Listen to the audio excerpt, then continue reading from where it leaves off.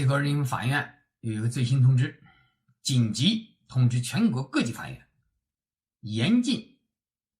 有案不立，特别是民事案件必须立案。发了一个最新的通知。这个通知呢，我今天我也发了微博，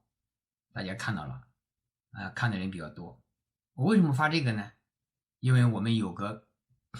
我感觉他现在是被委屈的一个人，没有证据证明他去了鬼市，没有证据证明他是汉奸，就被舆论，就被某个协会给无情封杀了，结果反而没有任何的救济渠道，全部社会死亡，几乎导致他的生理死亡，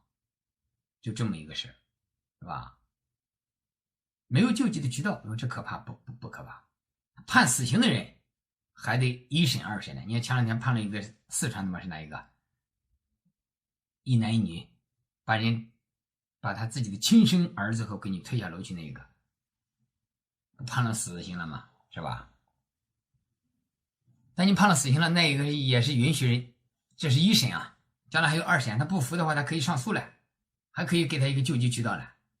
你就这个原因他就没有，你怎么办吧？好消息是前几天，我不知道那个好消息那天来的那么早，我们北京市朝阳区公安分局受理了他的报案，这也是走有希望了。尽管没有正式立案，他毕竟受理了，不像过去在南方那些公安局报案没人受理啊，说是敏感不给受理。你看，作为一个正常的公民，你别说他现在没有把握，没有证据证明他是劣迹艺人，就是他即便是劣迹艺人，他也是中华人民共和国的公民啊，他得享受法律的保护啊。他竟然立案报案没人接，没人受理。北京朝阳警方，我觉得非常值得肯定赞美，对吧？非常有担当。但他同时呢，这个人呢，他一个民事案件，这个民事案件呢，民事侵权，就他认为某个单位某个协会侵犯了他的名誉权，他想立这个民事案件。但这个民事案件至今还在研究，有关法院还在研究，还没正式立案。所以呢，我觉得最高人民法院发了这个通知之后，有点信息量，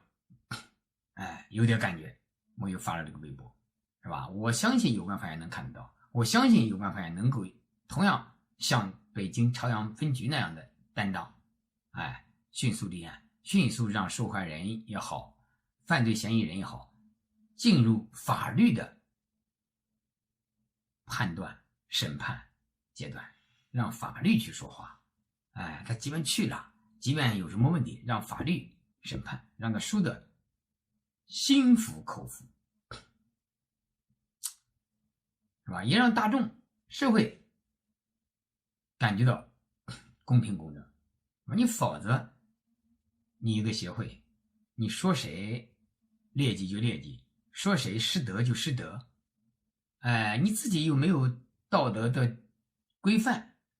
你自己的道德自律委员会你又不公布是谁，是吧？你们就说经道德委员会研究决定，你这个研究怎么研究的？你是根据什么研究的？是吧？你这简直是有点，是吧？说不过去，是吧？所以我觉得最高法发这个重要的声明也好，通知也好，非常有意义。在这个时候出现非常有意义，所以我就发了微博。同时呢，还有一个半月谈总结了2021年的娱乐圈，特别是下半年的娱乐圈大地震，就是重点列举了几个劣迹艺人。那前一段时间，不管吴某凡，这个还是某爽，还是王某红，特别是这个中国演出协会那个劣迹艺人名单，那就是吴亦凡、郑爽和张德涵，是吧？点了名嘛。但这次半月谈今天发出的一个张子涵就不在名单之列，这我觉得这个意义也是非凡的，也是不一般的，体现了我们国家新华社、国家媒体实事求是的本质，以事实为依据，以法律为准绳，就没有他的名字了。所以这个也是非常大的，也是一个非常有意义的事儿，证明我们大家从11月23号质疑中国演出协会，顺便把某个演员的问题带出来一同讨论，有了初步的成果。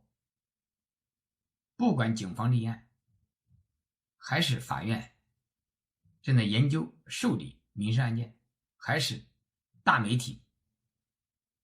把某演员张姓演员的名单拿下来，还是最高人民法院发出声明，敦促要求严禁各地法院必须立案，必须受理这么一些信息，我感觉我们这个社会确确实实是一个伟大的社会，能够有一个自净能力，环境自净，问题自我纠正这么一个能力，这就是我们老百姓所喜欢的一个环境状态。